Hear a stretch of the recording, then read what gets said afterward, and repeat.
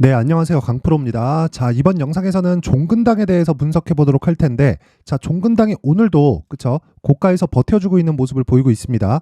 제가 다시 말씀드릴게요. 1.7조의 기술 수출. 이건 우선 한국 제약업종 사상의 역사상, 그쵸? 신약 기술을 수출하는 것 기준에서 가장 높은 규모예요. 자, 삼성바이오로직스, 그쵸? 그리고 셀트리온. 그쵸? 이 두 기업들은요, 신약 개발을 하는데, 기본적으로 제네릭 위주로 운영이 되는 거예요. 이걸 뭐라 그래요? 바이오 시밀러라고 한다. 그러면 우리가 생각해야 되는 건 뭐예요? 새로운 무언가를 찾았을 때 제약주에선 대박이 터집니다. 근데 그 중에 하나가 지금 종근당이다. 이름이 친숙한 사람들이 있을 겁니다. 그런데 종근당은 기본적으로 굴뚝주가 아닙니다. 다시 말씀드릴게요. 전통적인 제약사들 중에 굴뚝주라고 생각하는 사람들이 있을 텐데, 자, 보세요. 여기는 뭐가 발생했었죠? 코로나. 코로나기 때문에 제약주가 주목을 받을 수밖에 없었어요. 그래서 이런 부분을 배제하고 보더라도요. 여기까지 한번 보겠습니다. 이렇게 보더라도 충분히 등락이 한번 발생했을 때 몇 프로입니까? 이거 5만 원에서 14만 원, 대략 200% 정도의 상승세가 3개월 안에 나온다. 이런 상황이 발생을 합니다. 지금도 그 초입 구간에 있다고 보시면 되고요. 무엇보다 여기 25만 원대 고가 있죠. 이 구간까지는 일단 올라간다고 보시면 됩니다. 근데 생각을 해보세요. 무작정 올라가는 주식은 없어요. 중간중간에 조정 구간이 있습니다. 그래서 효율을 높여야 된다고 이야기를 드리는 거예요. 자, 그러면 내용을 시작하기 전에 오늘 핵심 내용은요. 종근당의 가격 전략. 그쵸. 그리고 왜 종근당이 시장이 좋지 않았는데도 불구하고 실제 공시가 나온 부분은 요 날이에요. 근데 왜 그 전에 신고가를 만들었는지 요 부분에 대해서 집중적으로 이야기를 해드릴 테니까 영상 끝까지 시청하시고요. 구독과 좋아요 부탁드리고 무엇보다 중요한 내용입니다. 이해가 안 된다. 그러면 댓글에 남겨주시면 제가 내용 확인해서 다음 영상에 내용을 포함시켜서 올려드리도록 하겠습니다. 자, 시작하겠습니다. 일단 주식시장에서 상승하는 구조는요. 신고가를 만든다. 이게 뭐예요? 가격이 먼저다. 자, 실적보다 가격이 먼저예요. 반드시 기억하세요. 실적보다 가격이 먼저다. 이건 100번 강조해도 부족하지 않아요. 그리고 그 가격을 내가 얼마에 잡는지에 따라서 내 수익이 바뀝니다. 수익이. 이거 당연하다고 볼 수 있는 사람들이 있는데 이게 어떤 식으로 바뀌냐면 내가 싸게 사면 싸게 살수록 올라갈 때 수익이 커지는 건 당연한 거 아니야? 라고 보시는 분들이 있는데 내가 얼마에 잡는지에 따라서 보유할 수 있느냐 보유할 수 없느냐가 결정이 됩니다. 요거 잊지 마세요. 절대 잊지 마세요. 내가 보유할 수 있느냐 없느냐의 차이는 내가 얼마에 잡았느냐 못 잡았느냐의 차이로 갈립니다. 만약에요. 종근당이 여기까지 빠지고 간다고 생각해 보세요. 그러면 한 20% 빠져야 됩니다. 20% 빠져야 되는데 20% 빠지고 나는 그 구간 동안 지금 간다 그래서 여기서 내가 덜컥 사요. 20% 버티고 20% 올라와. 여기 안 팔 수 있습니까? 내가 경험이 별로 없다. 그러면 이 구간에서 매수해서 그쵸? 왜? 호재가 나왔으니까 올라가는 종목을 여기서 파는 거예요. 그래서 내가 팔면 올라간다는 이야기가 나오는 거예요. 이거 절대 잊지 마시고요. 무엇보다 재료에 대한 부분은 걱정할 것 없다. 그리고 실적 보겠습니다. 실적에 대해서 쭉 보면요. 자, 기본적으로 종근당은 기본적인 매출 구조가 갖춰져 있습니다. 그래서 기본적으로 캐시카우가 탄탄한 회사예요. 근데 여기서 플러스 뭐가 된다? 기술 수출 계약을 했다. 1.7조에. 1.7조는 기술 수출로 따지면 한미약품의 퀀텀 프로젝트 수출이 1조 원 규모로 진행이 됐었던 게 2015년도에 있었습니다. 이게 역사상, 자, 한국 제약 그 업종의 역사상 최고치의 기술 수출이었는데 그 뒤에 말이 많았어요.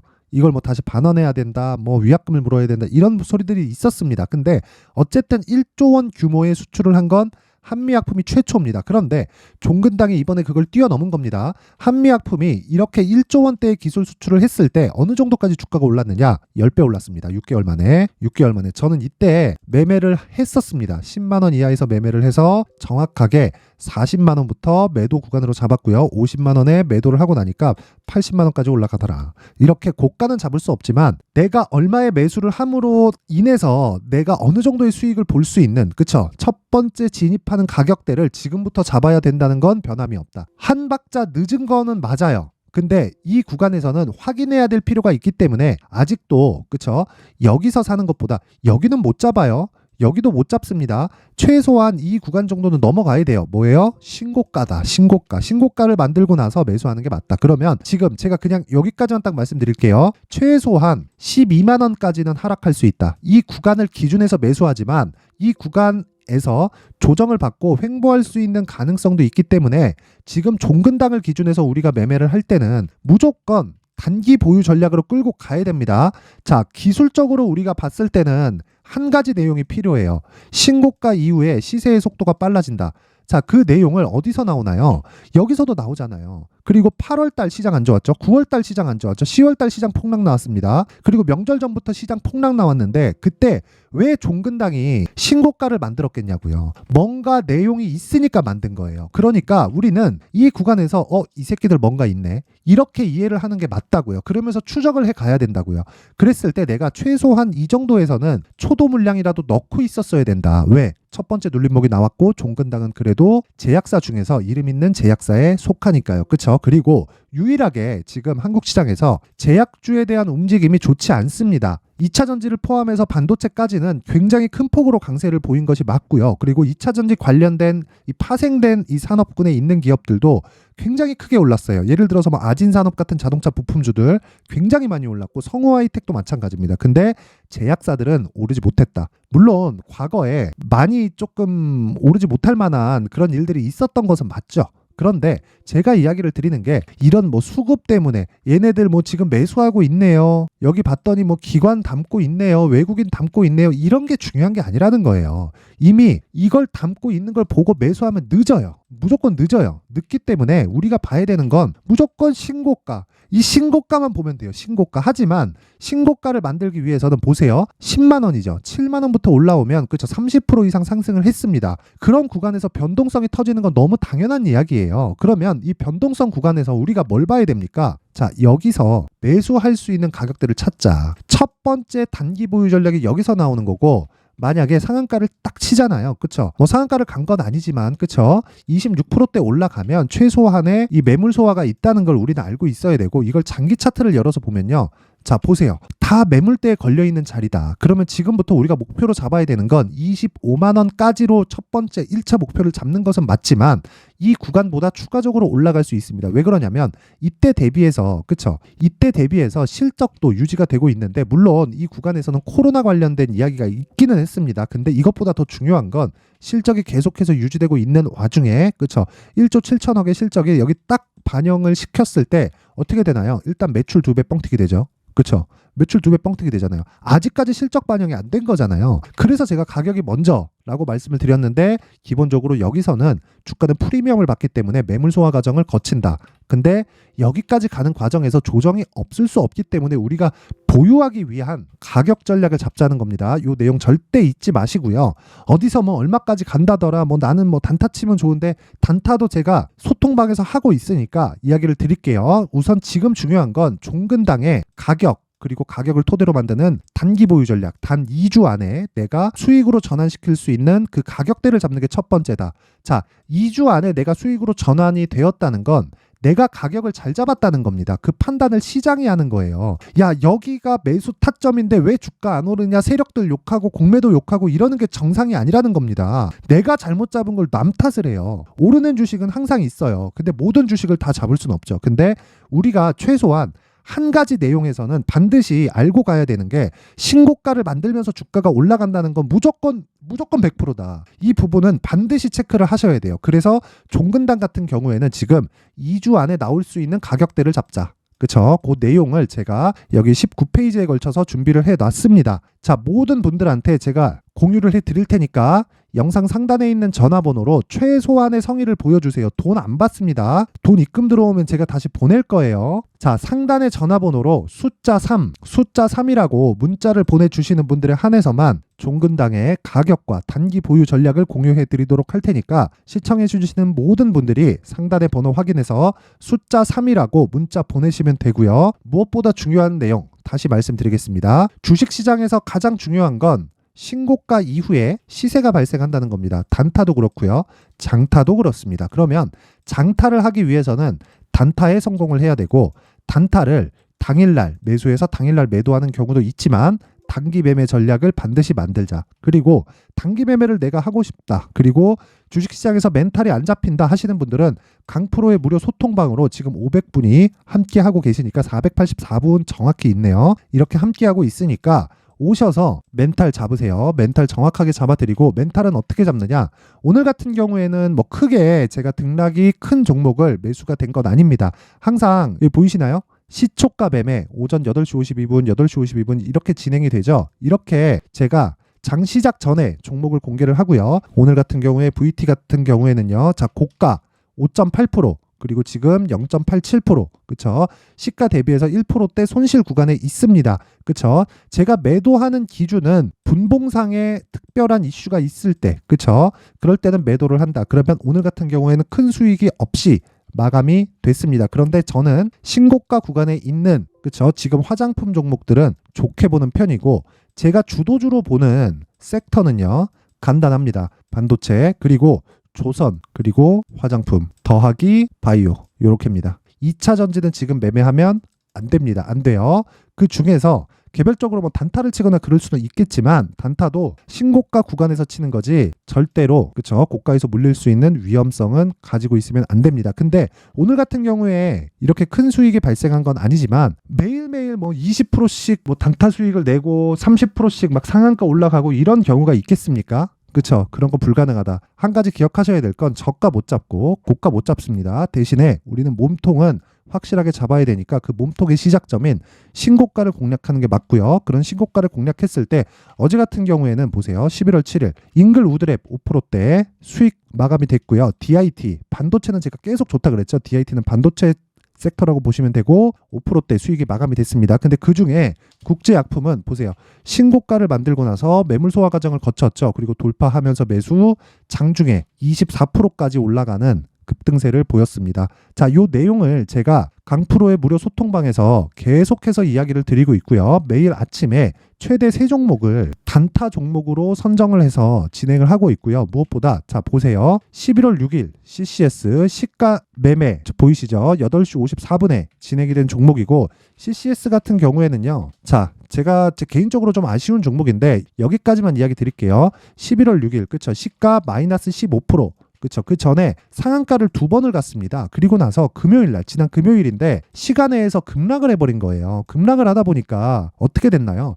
당연히 하락 출발하겠죠. 하락 출발해서 제가 영상, CCS 영상을 주말에 남기면서 뭐라 그랬냐? 하락 출발 확정, 근데 매도는 하면 안 된다. 절대 매도하면 안 된다. 이렇게 이야기를 드렸고, 근데 시가에 15% 하락해서 저는 당연히 시초가 매매로 진입을 했는데, 자 보세요. 월요일날, 그쵸? 월요일날 보합권 VI 들어가자마자 VI 진입, 보합권까지 상승, 매도 나간다. 그리고 매매 끝. 자, 그런데 제가 아쉽다고 이야기를 드렸었던 건 CCS는 제가 이렇게 매매를 진행을 했습니다. 이 10월 30일 날 처음으로 매매를 진행한 종목인데, 자, 10월 30일 날 보면 8시 58분, 그쵸? 시초가 매매 진행됐죠. 그리고 CCS 진입이 됐습니다. 요 날이에요, 요 날.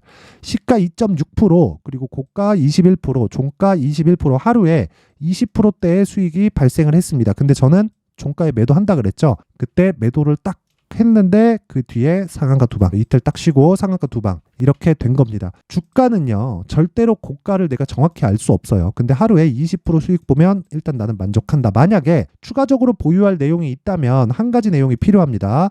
상한가를 들어가거나 이게 아니었을 경우에는 대형주를 베이스로 움직이거나, 예를 들어서 반도체 같은 종목인 경우에는요, 보유가 가능합니다. 왜? 삼성전자와 하이닉스를 토대로 관련된 종목들이 움직이기 때문에 이런 부분을 내가 계속해서 추적하고 체크를 했을 때 뭘 해야 됩니까? 매도하고 나올 수 있는 가격대를 늘려갈 수 있다는 겁니다. 자, 그러면 내가 얼마에 잡는지에 따라서 투자 심리가 바뀌겠죠. 자, 그래서 강프로의 무료 소통방에서 심리를 확실하게 잡아드리고, 심리를 잡기 위한 신고가에 대한 이해, 그리고 무엇보다 중요한 내용 있죠. 반드시 기억할 거, 신고가를 이해했을 때 심리가 안정이 된다. 자, 요 내용.